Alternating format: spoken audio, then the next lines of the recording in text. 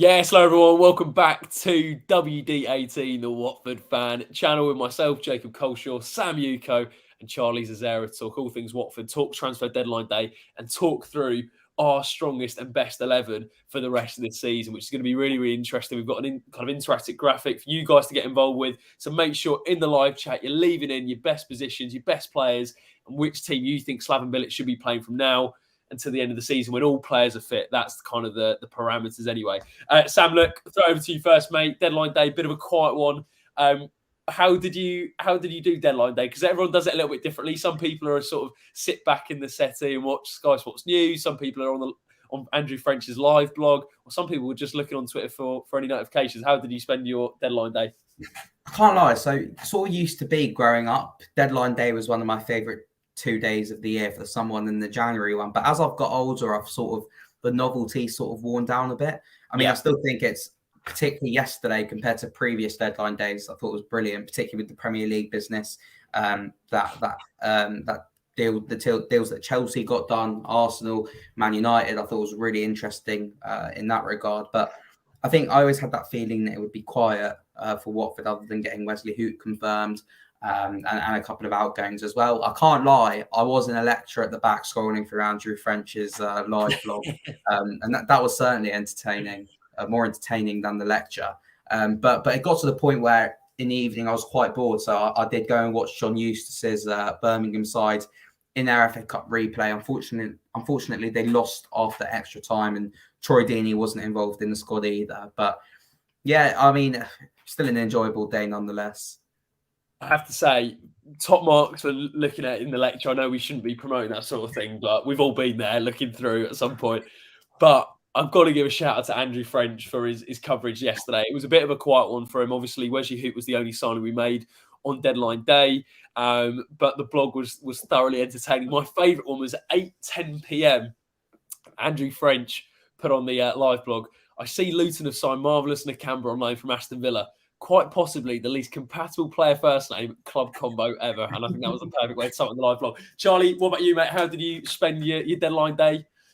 Yeah, it was good until the end of the day when the team you just mentioned, I checked the table, they're above us and they've got a game in hand. Scary hours. Scary. It was it was fine. Just working and try and jump on Twitter to see if anything was going to happen. I think there was a bit of disappointment yesterday because I think we got teased a bit to think, there might be one or two players coming in, and I think the club are trying. I'm sure we'll get into it, but just Wesley Hoot coming in. But overall, I think a good window, but I'm sure we'll get into that. Yeah, for sure. I think, do you know what, Charlie? I'll throw it over to you first, mate. Just as you mentioned it, we put a tweet out on WD18 at WD18 fans. If you haven't followed us already on socials, how would you rate this window out of 10? So, just to run through the in players that came into Watford, we have Ismaïla Sarr, João Ferreira, Wesley Hoot, Ryan Porteous, Britta Sombolonga, Mateus Martins on loan, and Henrik Arouge on loan. So 7 players through the door. And out the door, we had 5 players. Vikun Bayo on loan, Troost-Ekong loan with an option to buy, Keena loan, Hungbo loan, and Pollock loan. So when you look at those names, Charlie, what would you rate Watford's transfer window out of 10? Yeah, if taking a step back and not focusing on deadline day and looking at the whole window, the players you mentioned coming in, I think one thing that's important that has kind of gone under the radar is Ismaïla Sarr reportedly cost around 8 million, which is the second highest transfer fee out of anyone in the Championship. Burnley paid the most for their striker Foster, and Burnley paid the most money this winter. January transfer window, we paid the second, like 12 million-ish. So you can't doubt that the club have been active and doing stuff and trying to address the problems. Looking at the names, we've got an amazing striker with huge potential coming in. Martins is exciting. Kone, centre, 2 centre-halves. Sombolonga is a little cherry on top. I'm giving it an 8. Ooh, 8. Sombolonga there's always one transfer, isn't there, in the Watford transfer window, which just catches you off guard. And I feel like Sombolonga was that one this window. Sam, for you, when you read through the names, you have a little look. It was when I put the tweet out earlier, kind of took a step back and was like, okay, you can kind of see the logic there. And actually, for me, not maybe as much of a rebuild, but it did feel like a refreshing of the squad, particularly with some of the players that left and some of the players that came in. So now you've taken a step back. You've had a day after transfer deadline day. You've kind of there's always that element. You want something shiny and new on deadline day. But what would you actually rate this window for Watford? I think I'm going to agree with Ian here in the comments. I think I'm going to give it a 7. I was really impressed with some of the business that we've done. Particularly, Ismail Kone is the name that we've mentioned a few times already. He's sort of been a bit off the boil in the last couple of games, but we've seen glimpses already that he could be a really, really good talent, particularly at his age. I think Arouge could be brilliant for us. Ryan Porteous, we're hearing good things from him coming out of Scotland. Mateus Martins looks exciting. So in that respect, I'm really happy. I think the only reason I'm not giving it slightly higher is because Slaven Bilic probably still demanded more in terms of midfielders. He wanted a winger. We didn't manage to get Pellistri. We didn't manage to get Anthony at the end of the window as well. So I was, I imagine Bilic will be relatively frustrated with that. But I think on the whole, the players we've brought in are good. I think the players going out on loan, particularly the loan moves for Matty Pollock and Joe Hungbo, I think great moves for them until the end of the season. So overall, I'd say I'm happy. Charlie, for you, Wesley Hoot coming in. We mentioned it on the last show about kind of the profile of player, 28, left-footed, pretty big stature as well. Was that a player you think the club needed coming in, a left-footed centre-back? Because we weren't really blessed for options, I guess, in that department. Yeah, I think when we do our strongest Watford 11, I'd have loved to put Courtney Hawes in there as that left-footed centre-back. Wesley Hoot comes with an interesting reputation. But if you're looking at just the profile instead of the reputation in terms of age, qualities, he could be an interesting signing. So I'm interested to see what he could do. I do think central defence is an area where we're probably weakest in our team. So to get those two guys in, low fees, I'm glad they addressed it. Yeah, for sure. Sam, for you, who initial thoughts? I mean, for me, I was kind of like, you can see why they've done it. I think on Transfermarkt they put it around 2 million. The fee, it's undisclosed. So yeah. Can you see the thought process behind it? I can. I think him being at Southampton and not achieving, it's a higher level that in the Premier League. Anderlecht is a higher level as well. So maybe the Championship is his level. He's someone who can cover on that left-hand side of defence, as Charlie has said. I don't think he's a starter, to be honest with you. I mean, I haven't seen much of him throughout his career. I saw bits at Southampton, but I don't think he's going to be an immediate starter. But he offers us good squad depth and hoping he can hit the ground running. Yeah, for sure. One player who was linked on the deadline day move. Well, I say linked. He wasn't linked on the day, but the day after was former Watford captain Moussa Sissoko, and Lee says he would have been it was an interesting signing failure. It didn't materialise, but Andrew French once again, Mr. Watford, said Watford tried but ultimately failed to bring former captain Moussa Sissoko back to Vicarage Road during the January transfer window. Now, I've seen a couple of two sides of this. On the one hand, people are like, we are a chaotic football club, the fact we're kind of dipping back into old players, which, Watford have had a track record of doing. But some people are saying that actually would have been quite a good signing, particularly for the level in the Championship. So, Charlie, where do you fall on that sort of debate? Probably right down the middle in the fence. There was a great tweet someone done of like Andrew French at the training ground, just that SpongeBob kind of got waiting, I imagine. But great story that he broke today about Moussa Sissoko. Really interesting. Like I said a bit earlier, the reason I think we might have been a bit disappointed about yesterday, because I do think the club were trying to get a couple of players in, winger, central midfielder, and that was expected. For one reason or another, it didn't happen. Moussa Sissoko, he had an interesting time last year. Obviously, he was part of one of the worst teams we've had, so that didn't help. But I think at the time, we quite liked him. He was really good at progressing the ball, maybe not that great in front of goal. I think what we all wanted was an experienced centre midfielder. I think a lot of people were saying that. And I think if we got Moussa Sissoko in the Championship, he would have been really good, a really good body to have, competition for places.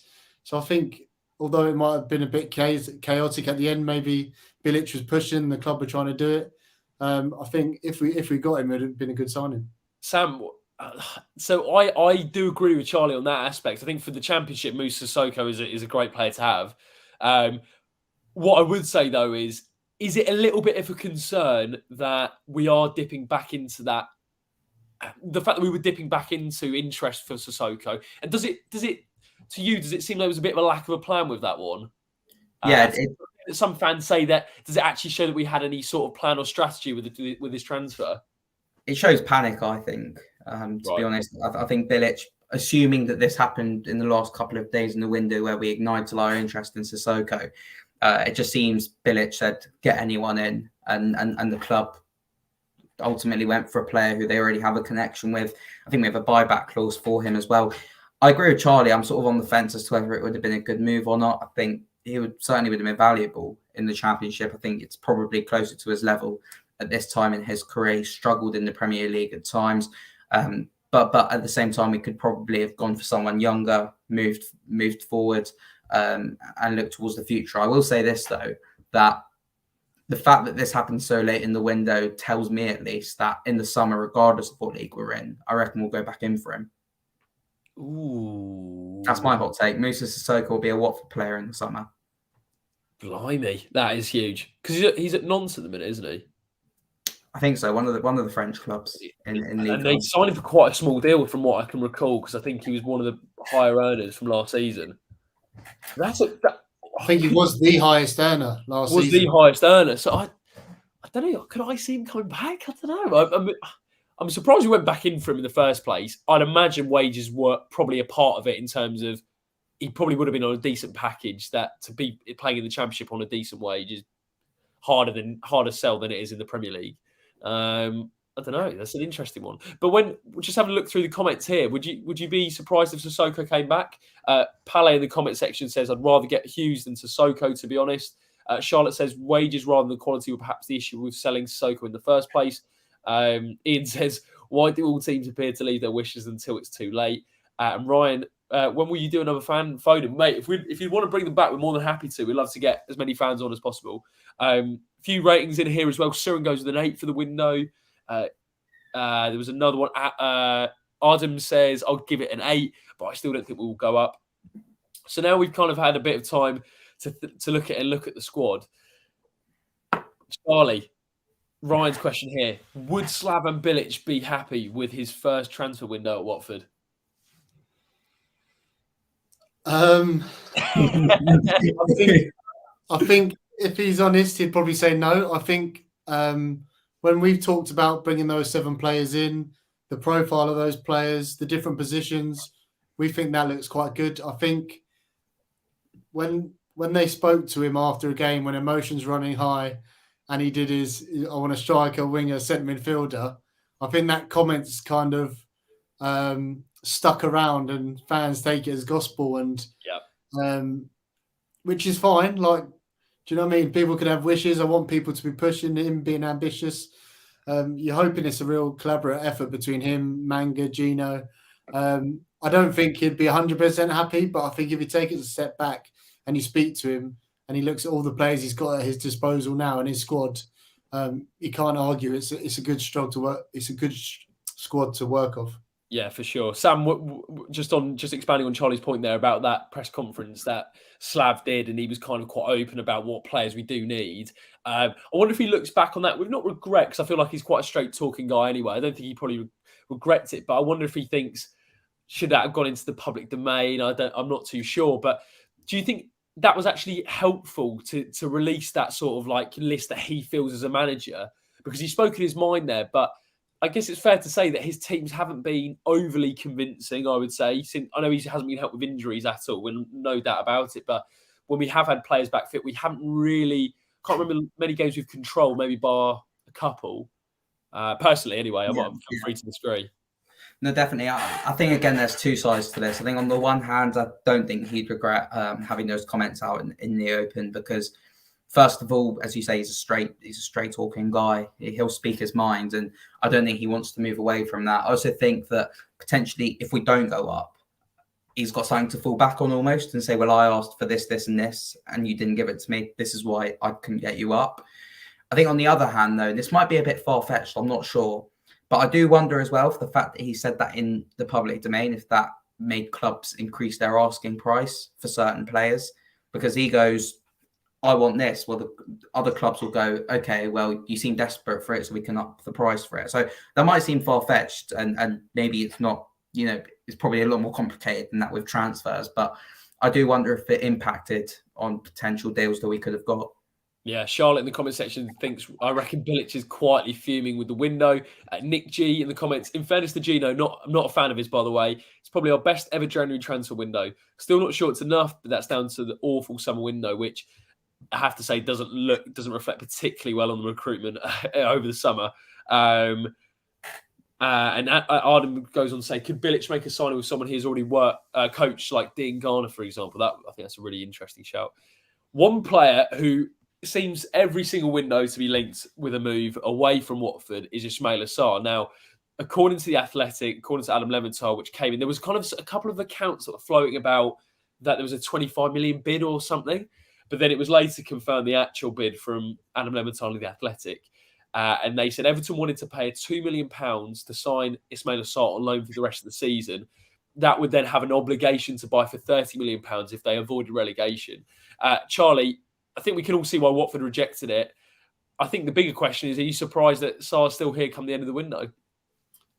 No, I'm not surprised. I think he'll admit himself. I don't think his forms warranted the interest. And I still think the asking price was probably 20 million plus. I think if Everton came with 20 million, then something could have got done. Yeah.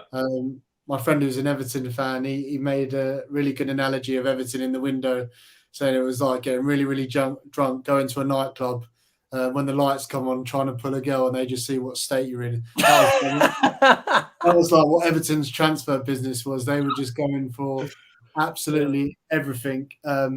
What did they go? They asked for 2 million loan. 2 million loan, and then if they stayed up, they'd have to buy him for 30.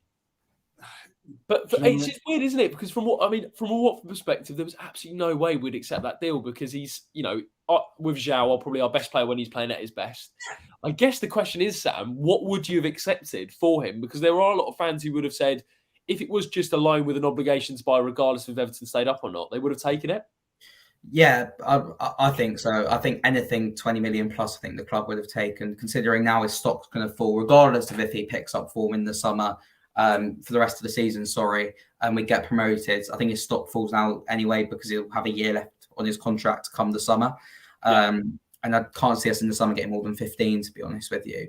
So I think this was probably the club's best chance of getting a good fee for him, or at least anything close to what we paid for him in the first place. But just on Everton, though, I do quite like what's happening to them at the moment. I can't lie. Nothing against Everton as a whole, but what goes around comes around with the whole Marco Silva thing to Corey thing. If we want him, we'll get him. And you're going to what I'm not telling you is he's wrote that on his wall, and every day looks at it and just hates Everton.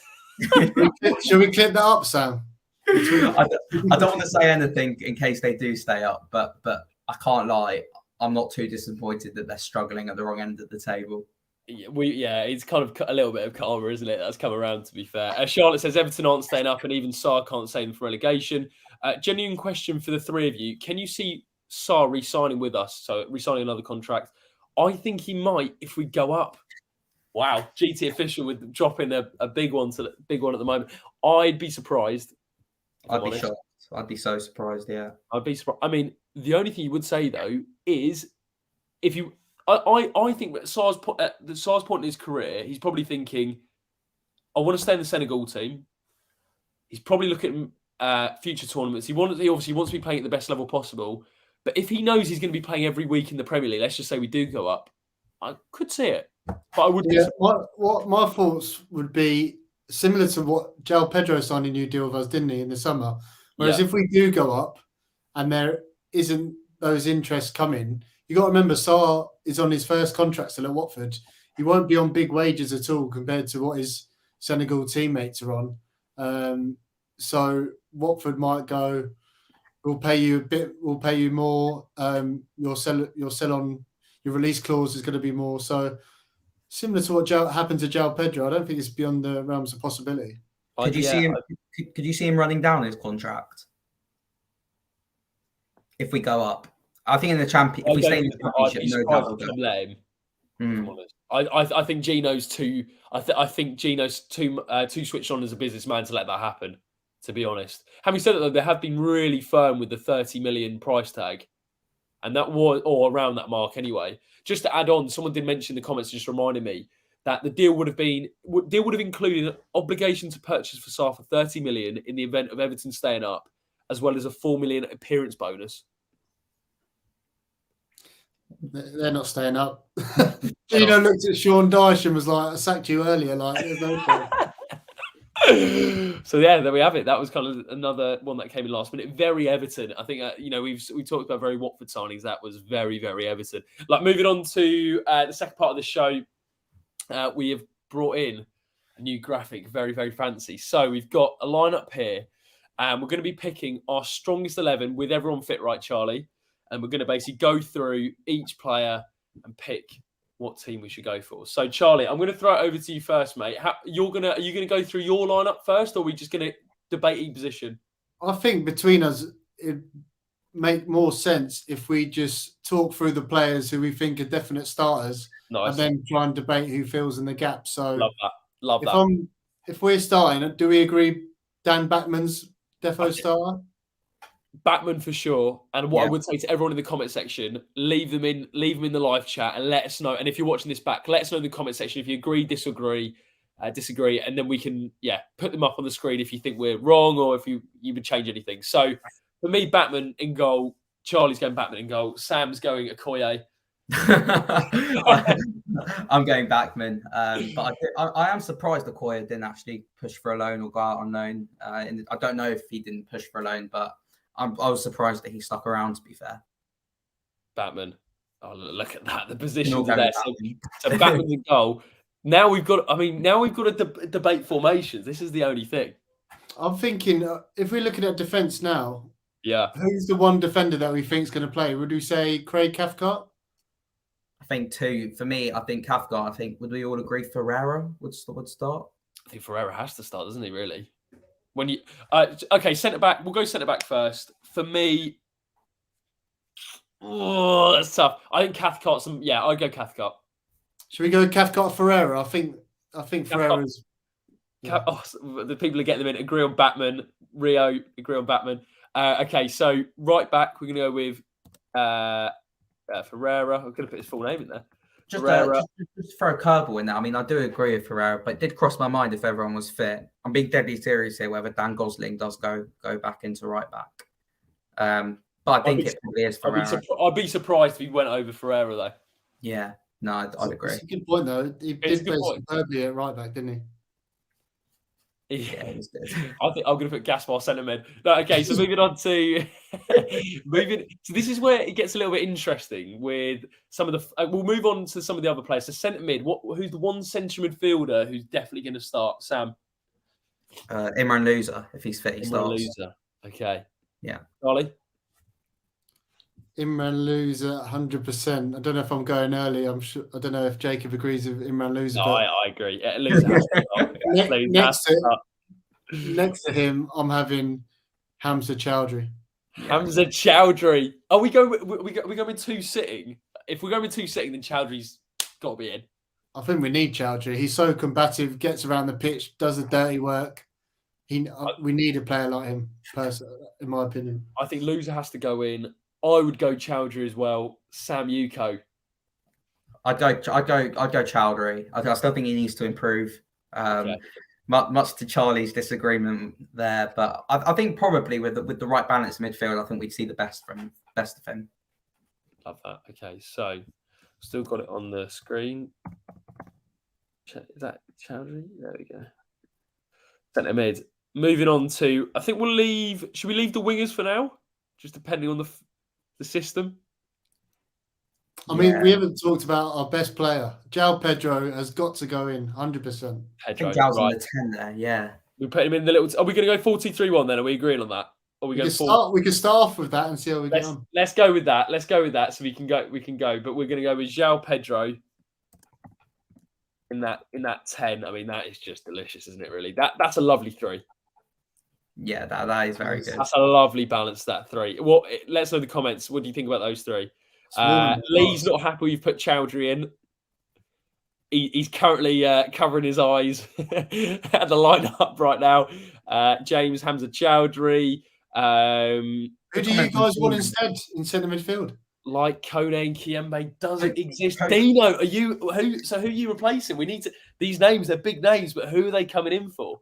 I think the top up comes for me at least. I mean, that would be my three, but I think a lot of people would argue that Kone goes in over Chowdhury. I think it depends on system for me. If you're playing your three at the back, 3-5-2 sort of vibe, I think Kone goes in. I think when you need a bit more protection in front of the back four, when you're particularly playing against Burnley, Sheffield United, I think you need Chowdhury in there for that protection, for me. But ultimately, what will happen right at the minute? Ultimately, what will happen at the minute is, I think Kone will have to play that until Loser's back. But when you think when everyone's fit, it's tough. But anyway, okay. So where should we move on to next? So we've got the midfield three. Let us know your midfield three. If it was this formation, who would be playing?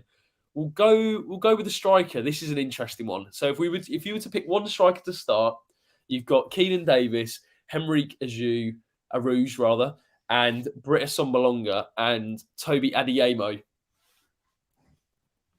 Charlie, for me, it's got to be Keenan Davis. I think he's been brilliant this season, holding the ball up, bringing people into play, getting our best players like João Pedro, Sarr, who we'll probably get into. I think he's a really good backboard, someone who can hold the ball up, progress the ball up the pitch. He's an absolute monster on his day. For me, I would definitely have Davis. I think Henrique Arouge, I'm fascinated to see what he's going to do. He might get into this team, but we haven't seen it yet. So I think Davis has got to be the certain striker. For me, he starts up front, Keenan Davis. If you're going to play particularly with one up top, and when he's firing and he's on it, got to be. Particularly, I think the Luton game is a prime example, right? Sam, for you, who's starting up front? Well, Laura makes a good point here. I'd actually go with Raymond I up top. Raymond I. Laura, thank you so much. I completely forgot about Ray. Arouge goes up front for me. I think, yeah, Charlie, I see your point 100% that we've seen 45 minutes of him so far and he didn't really see too much of the ball. But I don't think he'd make the move from Benfica to Watford if he wasn't guaranteed to start most games. From the glimpses that we saw, I think he's going to offer us something in behind, something that we've lacked a lot of the time this season. Because something that Davis is good at is dropping deep, but sometimes I think we've lacked something in behind, which I think Arouge offers us. And again, I know it's it's just clips and YouTube compilations, but I do think he looks like a good finisher as well. Do you think he can play up front by himself, or does he need a partner? So that again, this is where it comes down to system. I do think Davis and Arouge up top together could be really good. And I'll just as well say that I wouldn't be upset if Keenan Davis started. I think they're both. It's been a while since we had two such good options up front, I think, as well. Yeah. So I'd probably just go Arouge just. I think they could complement each other quite well if they were both fit. But I think if you're playing one up top, Davis for me is much better than, well, I haven't seen enough for Arouge. But what I've seen of Davis is he is able to bring others into play. The only thing I fear with Arouge is he's more of a I'm going to get him behind sort of striker rather than coming short. And I feel like if you're going to play Sarr or Martins out wide, I mean, you're laughing. So James Spearing says, Arouge looks really exciting and talented, but I like Davis too. Will goes little and large combo could work really well. I reckon Arouge should have a few starts over Davis. We need goals. And Ballet says Arouge will score more goals than Davis. I'm loving these opinions, these hot takes in the comment section. Dino does say it looks like a 4-3-3 suits us best with Sarr, Martin, Semet alongside Arouge. So we'll get on to that, Dino, in just a second. So I think it's 2 versus 1, Sam, unfortunately. But we're going to go with Keenan just in that role. Let's put him there. You guys see it okay on the screen? Yeah. And for me now, I think there's only one player, and I think this might be, well, I've seen it might be an unpopular opinion, one player that should 100% start from that for us, and that is Ismaïla Sarr. I think he has to start. I don't think you can do not play Sarr for me. if you look at Charlie, I'm just agree with you at the minute. if you're looking at our goals and assists, he's always involved. He's the one who makes the difference. And yeah, his form hasn't been great, but he's still the one who produces more than anyone else. So for me, he's got to start. I'd agree with that. I also think the option now you've got when Sema comes back on the left, Sarr on the right, or you switch them over, and then you've got Mateus Martins to come off the bench as well. It's looking good. In terms of squad depth, when more players are all back fit, we've got a really good squad, I think. But it's just injuries have killed us. Sam, for you? Yeah, I agree. I think Sarr comes in. I actually, when doing this activity, I sort of thought of it that imagine we're going into a playoff final and we've got everyone fit. Who would I want on that pitch for us? And I think Sarr, the problem is when I say Sarr, everything then after that comes on his day, he can be unbelievable. And that's the thing. We have to just hope it's Sarr's day and we have to hope he's on it. But I think for that reason alone, you have to have him on there because when he is on it, he's one of the best players in the league and can destroy any defence, really. Yeah, for sure. Would you put him right or left, Sam? I think if I'd start Sema as well and I'd switch them over. I'd play Sarr on the left and Sema on the right. Charlie, Sema, left wing? Or is it double M, Mateus Martins? I'm thinking maybe neither. I think I might have Sema, but in a different position. So here's my thinking, and then I'll see what you think. And then I think one question before we might have to answer is, do you think we should play with a back four or a back three? I'm a fan of a back four in the champ, personally. I think if we got promoted, a back three is great. But I think in the championship, I think we need that extra player going forward. And I think we've got enough. If for me, we've got enough protection in front of the back four to be okay. And I think also we do. I think our squad does suit that transition into a 4-3-3. So for me, in the championship, a four at the back is fine. But I don't know about you guys, but. Yeah, I agree with you, Jacob. I think if we go up, we should go to the back five. But also, I think mid-season, we haven't really, except for under Rob Edwards, under Bilic at least, we haven't really played with a five other than the Middlesbrough game. So I do think the back four probably suits us better. Particularly, at times I've been frustrated this season that we're not taking the game to teams enough. And we're perhaps being a bit too pragmatic. And I'd like to see us attack teams a bit more. And I think we'd be better at that if we're in the back four. Yeah, agreed. Charlie, for you? Yeah, what your comment about if we got promoted, going to a back three, I like that. If you look at what Brentford have done, teams like that, they've built that solid foundation. Yeah, I think the only question mark is, would a back three allow us to get another striker on, a Henrik Arouge? But it would probably mean Sarr would have to go. So for me, I would have the back four. And then the next question is kind of filling out those spots. Wow. I remember you saying, Charlie, before we started the show, that you were looking at kind of a heavy ball 4-2-2-2. Heavy ball. Yeah. It's been named heavy ball. I mean, yeah, I was looking at a 4-2-2-2, something that is very German, builds on counter pressing. Ralf Rangnick used it for Man United last year. Ralph Hasenhüttl has used it. Manuel Pellegrini has used it for his teams. It's kind of has two pivots, has two number 10s and two strikers, like with the fullbacks going up. And just looking at the players, and I agree with Sam in terms of Henrik Arouge, I think could be special. So I think maybe, I don't know if we're looking at being realistic, Bilic has never played it before. Are the players competent to do it? Like knowing where the movement is, are we going to have enough width? I don't know if it's realistic, but having a Rouge up top, João Pedro Sarr behind, and then Louza and Chowdhury behind those two. Davis goes on the bench. Pardon? Davis goes on the bench. No, Davis, Arouge up top. Yeah.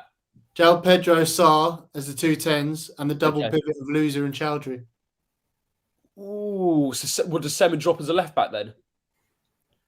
Well, I was going to, the question is, who do you guys think should be left back? And I would nominate Ken Sema. Do you know what? As you're talking, give us your reason why, Charlie. I'm going to build up what Charlie's thinking at the moment with this team. So we're having what? So it's Pedro on the left-hand side, a Rouge here. Oh God, you can see why Carragher and Neville need training for. I can barely do it on a laptop. Okay, so David Rouge, Pedro Sarr. That is the midfield too. Yeah, that looks good. I mean, Pedro and Sarr would be a bit more narrow, but yeah, that is a pretty. Yeah. Again, I'm thinking that looks pretty sexy to me, but I don't know how realistic. I don't know how realistic it is. I don't know. What do you guys think? Is it too far fetched? You think James is loving it, Charlie. Yeah, Charlie, you got that spot on. That would be our strongest team.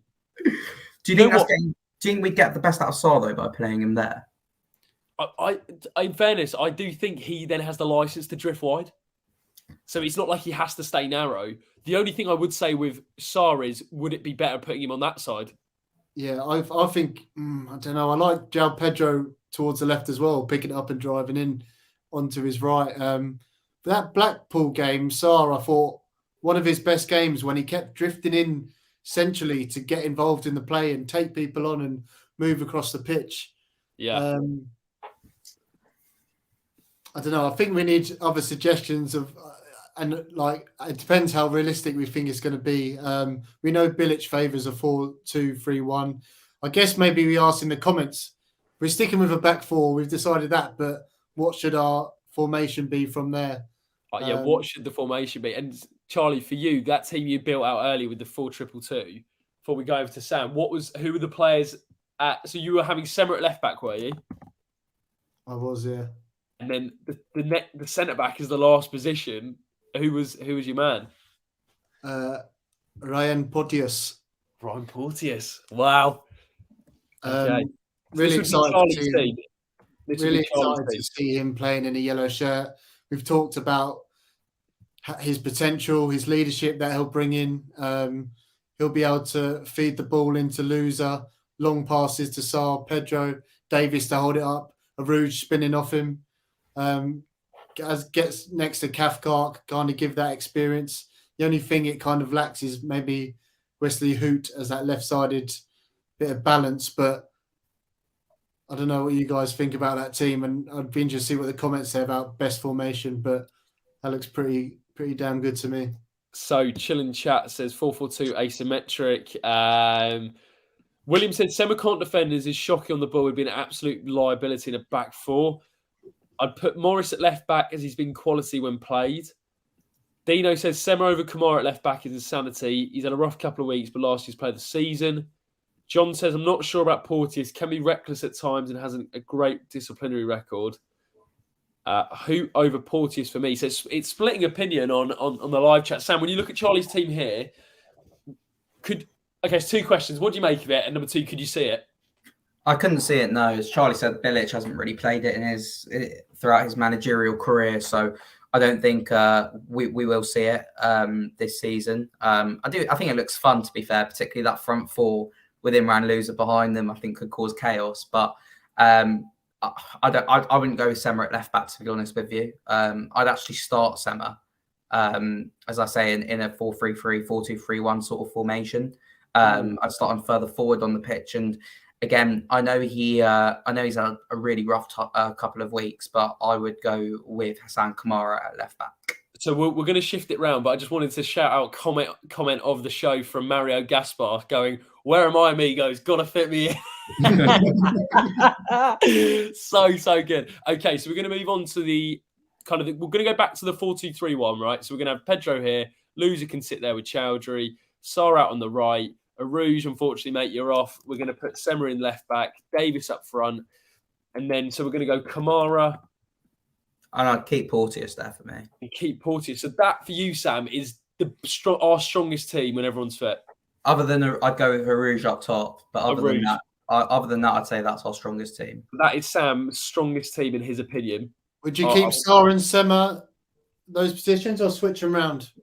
I'd probably switch them, but what we've seen with games throughout this season as well is they're quite versatile in games as well. They'll switch it up every 20 minutes or so. So to start off with, I'm happy with either way, and they'll keep on switching throughout. I'm a big fan of that idea of the two wingers kind of inverted coming in and allowing the two fullbacks to bomb on. I think particularly with Kamara and Ferreira in this league, they do get a lot of joy. And I think we've seen from Ferreira, he loves to go forward from the first couple of games anyway. Sam, I have to say, for me, that team is pretty much spot on, bar the striker, because I would start with Davis. Are you having Kamara as a left back, Jacob? Who are you having the left back? I think I would go Kamara. Whilst he has been poor, I do think in this system it does suit him quite well. I also think, could he strike a relationship up with Sarr? Could you see it? I'm not sure. But I do like this idea of the fullbacks allowing to be bombed on. The wingers come in. Sarr obviously plays on the left for Senegal, does so well.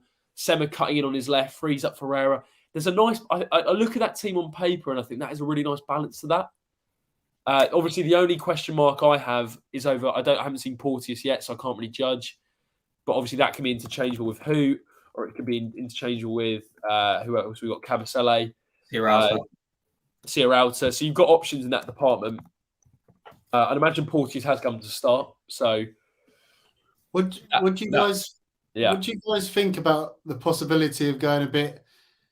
Cast your mind back to this time last year when Roy Hodgson comes in and he gets the 4-4-2 going and having Davis and Arouge up top, Sarr on the right. The problem is, where would João Pedro go? Where would João go? And that was the thing, so he's got to play, hasn't he? I remember Duxbury saying, I think was it the end of that? No, it was the end of the season before. Sorry, I'm getting my seasons mixed up. But I remember the season during we lost to Arsenal, his big frustration that Pedro didn't play more over Danny Welbeck. Do you remember that whole thing? Yeah. And I just remember thinking, were we using João the best way under Hodgson as well? I'm not sure. Where did he play under Hodgson? He didn't really, did he? Didn't really. He maybe had like a cameo. Obviously, Newcastle away when he scored that amazing header. It was under Ranieri, though, I think, wasn't it? God, it was. Jesus Christ. Yeah, he barely played, really. So that's kind of, could we go to a 4-4-2? Let us know in the comment section. Surin says, Kamara hasn't impressed me. Morris every day of the week. Can you put Kamara in line with the back four? It always scares me when he's out of position. One for you, Sam. Alistair, what's Davis's role in Sam's formation, coming on to protect the lead? Yeah, as I say, I think they're interchangeable, both Davis and Arouge. I think it probably depends on the game as well. I think particularly against teams that would sit back against us, I think Davis would probably suit those sorts of games better. So as I say, I'm not too fussed, but whoever's coming on, it could be coming on to secure the lead, try and get us a goal as well, see out the win. So I think Davis would be probably much better at than the Rouges if we are saying 1-0 up with 5 minutes to go. I'd much rather have Keenan Davis holding the ball in the corner than a Rouge. So both really good options for us. And Merriman, we do have Aston Belonga to come off the bench as well. So there are quite a few options for Watford in that department. I feel like that's kind of the team. The only one that obviously Charlie's formation is going to be the 4-2-2 with Sema at left back. I think for me, this would probably be the lineup I was going to go for. As I say, I do really like that balance of that team, to be honest with you. I think the one position that probably could change is if you maybe put Coney in there, but I don't know if Bilic is a massive fan of him in the deeper role, is the only thing I'd have about that. But you look at that team, and I guess one thing I wanted to ask you, Charlie, when you look at that team that we've picked out, kind of a rough idea, what position do you think we're missing for this level in terms of to actually be in that promotion hunt? Is there a position where you go, I do wish we had a bit more in that department? I do like the look of this team because we've got 12 players, but sorry, Rouge, you'll get a bench. I think that looks a good team. I think, and it'd be interesting what people think in the comments. If we could make one change to the team, what would it be? How much do we want to hang our hat on Sema? Do we think Martins has got the potential to take that position? And I think we're kind of a bit in the dark about Porteous, aren't we? Like, we all want him to do well, but we haven't seen him play yet. So we can't really say anything different from Hoot. So, but then again, who else are we looking at? Sierralta and Cavaselli. I think that's a sensible team. I'm looking at the 4-2-3-1. Bilic has played it. Really like what he's done with Sarr and Sema cutting in. I'm a bit like I'm with Sam though. I want a Rouge on the pitch, but I think this is the most sensible we're going to get. But unless anyone's got any big shouts to make a change. So there's a couple of lineups in the comment section. Pale's gone. I'd go Batman, Ferreira, Cathcart, Hoot, Kamara, Chowdhury loser, João Pedro, Sarr, Sema, Rouge. Sorry, Charlie, I've cut you off it with the comment section. We've got No You saying Backman, Morris, Hoyt, Cathcart, Ferreira, loser, Chowdhury, Martins, Pedro, Sarr, and a Rouge. A Rouge is very popular in the comment section, I have to say. It's he's someone that a lot of fans are wanting to see. But then you've got to remember, Asprilla. How can we forget him? Asprilla needs more game time. He has speed and decent passing for his age. Go on, Sam. The bench looks great, I think. I know it's difficult to go for a bench because there's also obviously all the homegrown rules and that sort of thing and how many you can have on the bench. But we got Skrilla, Mateus Martins, one of Keenan Davis and the Rouge, we assume. Defensively, Wesley Hoot, Sierralta, James Morris. We could have Adiemo coming on. So on the bench, Bashiru, who's been great when he's played. I was just going to say though, I think probably other than Kone, I still think we probably are a bit light in midfield. Yeah, we need another midfielder. I think. Could you see us dipping into the free agent market, Sam? Carlos Sanchez is available, I've heard. Oh. Alone, I'll take him back. Maybe in terms of numbers, but we've also got Bacuna in there, who we've completely forgotten about as well. So Bacuna offers depth. I can't see us dipping into the loan market, particularly with players coming back. I just don't think it will happen. And I think they're going to view it as well, realistically, to save money. Worst case scenario, if we have a midfield injury crisis, when João Pedro's back, he can fill in there. Probably Ken Sema can fill in there. Mario Gaspar can fill in there. And I think that's probably what they're thinking. Just a name to chuck out there, Tom Carroll is a free agent at the moment. Former Swan. Charlie's got a smirk on him there. I've just had a look. You wanted Andy Carroll the other week. I didn't want him. No, you want a Christmas Carol? I didn't want Andy. I could have just seen it. No, Bilic and Watford. Tom Carroll is a free agent at the moment. Obviously, former Swansea player. You look at some of the defensive midfield as well. Is there any that kind of pick out immediately? Not at the moment. We haven't mentioned club captain Tom Cleverley as well. Tom Cleverley to come back. Yeah, God, he's been out for a while, hasn't he? Blimey. Ever since he scored against Burnley. That was like the second game of the season as well, wasn't it? So, second home game. It's been a while. Ricky in the comment section, great to see you, mate. What's been the most frustrating thing while Pedro's been out is we haven't played Asprilla in the 10 very often. I think the only game I can remember is Reading away in the FA Cup. You saw him there, but bar that, he hasn't really had that opportunity. And I do agree, he is really comfortable in that role. Super Dan Gosling at right back, Sam did float the idea about. Certainly it's something to consider because you know what you're going to get with Dan Gosling, and that's a solid 7 out of 10 every week. Obviously, with Ferreira's injury at the moment, if that's a possibility. I think he's our second best right back after Ferreira. I mean, I doubt we'll see Dan Gosling again this season, to be fair. But hypothetically, if everyone was fit, I think he probably is our second best right back. I put him ahead of Nketiah and Gaspar. Oh, where would you rank the right backs, Charlie? I like Nketiah. He just keeps getting injured, doesn't he? He can't sustain it. He can't make a case. And again, are we a bit kind of recency biased with Ferreira, who, he's injured now as well? I'm a little bit worried Ferreira going backwards.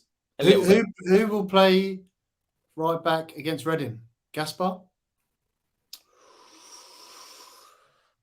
Yeah, and I reckon Bacuna back three will start the game, I reckon. Hamza Chowdhury? Wow. Sam's favourite. I think against Reading, though, just thinking about it, though, I think you're right. I think Gaspar will move back out to right back, and I could see Bacuna starting the game, to be honest. So, Robbie, I just wanted to throw this one over to you, Sam, because I know you've talked about this a lot. Robbie in the comment section, just to wrap up the show. The unfortunate thing is we have bags of talent, but very little fight. Hopefully we can build some momentum and scrape a place in the playoffs. What do you make of that comment? Yeah, I think the aim now is playoffs. I know it's only 2 games ago, and things can change really quickly in the Championship. But there are teams. If a place came available in the top 2, if one of Sheffield United and Burnley had an absolute, completely fell apart and lost 4 or 5 in a row, there are teams who are going to be better positioned than us, who are more likely to take that place. Middlesbrough, West Brom, them lot up the road, I think probably in better positions than us at the moment. Norwich as well. So I think it is all about securing a place in the playoffs, making sure everyone can get fit in time for that playoff run at the start of May, and hopefully have some good momentum going into that. But I do worry, you mentioned fight there, I do worry about sort of this team's fight and attitude going into the playoffs. Charlie, I know you've spoke up for the players, haven't you? Because obviously with your relationship with them on Twitter Space, and I remember there was a really nice comment you made about kind of like you've spoken to a lot of the guys. They've been very good. It's not that they don't care. Sometimes it's like it's a little bit too quick to jump on that. But would you say there's a kind of maybe a lack of there's something a little bit missing at the moment in terms of the mentality? I think, mate, yeah, definitely mentality. I think spirit. And I keep saying it's like the constant changing from last summer to this window. I counted this up yesterday. Let me just get this right. So if we're talking about ingoings and outgoings, 27 players have left this summer or in the winter, have gone this season, and 20 have come in. So there's so much change, and they just haven't had a chance to just have a settled, prolonged 3 months together where everyone knows their roles, playing together.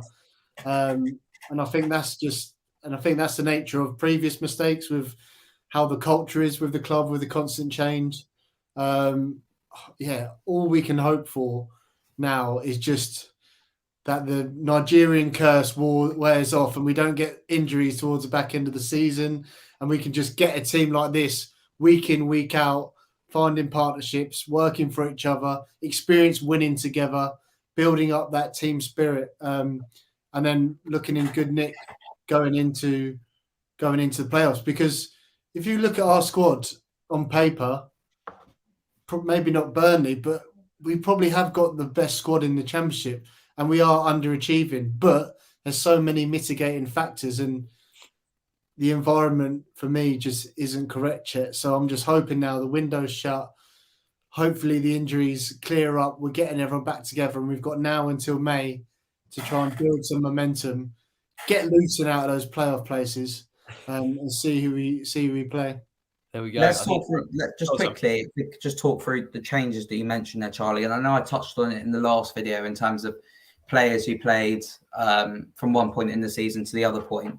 But if we look at the team that we just built now from the first day of the season, let's count how many players there are who are in both sides. So Dan Backman's 1. Then we had a back 3 of Kabasele, Cyril to Cathcart. So Cathcart's 2 that we've got in there. Then we had Kamara and Sema. So that's 4 we're on. We had a midfield 2 of Cleverley and Kiembe. Then we had Sarr, Dennis and Pedro. So that's 6 players only. So that's 5 changes in the team that we've got from the start of the season, which is a lot. It is a lot of changes, that. It is a lot. And what would be interesting if you see the other Championship seasons, what the difference is at the start to the end. Just trying to think the first game of the season. Do you remember when we went up 2014-15? Was Bolton at home, was it? Yeah. Beanie lobbed the kick. Andy Lonergan. God, I've got a weird memory of stuff like that. But yeah, that's why I don't have a girlfriend. But but what I would say is with that team, we look at the start. I remember thinking, I can't remember there was many players that didn't actually go on to play the whole season. Maybe Gabriel Tamas, one of them. You look at maybe some of the other players. Paredes played quite a bit. Gomez, Cathcart. Any names? Ekstrand obviously played quite a bit. Abdi. Dini and Vidra obviously played a lot. It was a lot more cohesive squad, wasn't it? Everyone knew where they were playing. And even those fringe players like Ekstrand and Minari and players like that, when they came in, they did a job. Cassetti, but I just think now our squad we've got so many players like Bakuna, it's crazy. So Minari, that shaggy hair, and oh God, what a man. Absolutely love that guy. Right, okay, I think that's where we're going to wrap it up. GT official with this comment. Our individual quality will continue to shine through. You can get away with it at this level, which is why we won't learn long term. Bring on the playoffs and up the horns. Love it. Could I just have a shout out? Tomorrow we are back for Watford FC Spaces with Brit Assombalonga. So really looking forward to chatting to Brit. So yeah, tune in. We're not time's not confirmed yet, but obviously we'll be tweeting it when we know. So if anyone wants to tune in, hopefully we can get one of his shirts signed. Give you guys a chance to win that. So that'd be great. What a man. Love it, Charlie. Make sure you tune in tomorrow to listen to Charlie and Britt on the Watford official Twitter Spaces. Catch you then. We'll catch you on our next show as soon as possible. Thanks so much for all the lovely comments. Surin, great stuff, guys. Watford Way. Make sure you go and check out the Watford Way. They do some great Watford content as well. And yeah, leave a like on the video. Subscribe to WD18. Leave your comments down below. And we'll see you next time. Up the Hornets.